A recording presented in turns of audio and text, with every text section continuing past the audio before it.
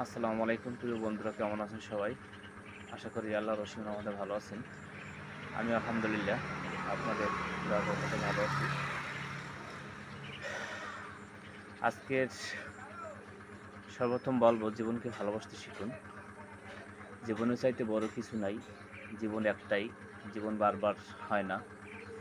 জীবনকে সর্বক্ষেত্রে, সর্বোপরি, মুহূর্তে জীবনকে ভালোবাসুন। জীবন বাঁচলে আপনার সব আছে। জীবন নাই, কিছুই নাই। আপনি নাই, কিছুই নাই। জীবনকে ভালোবেসে জীবনকে এগিয়ে নিতে হবে।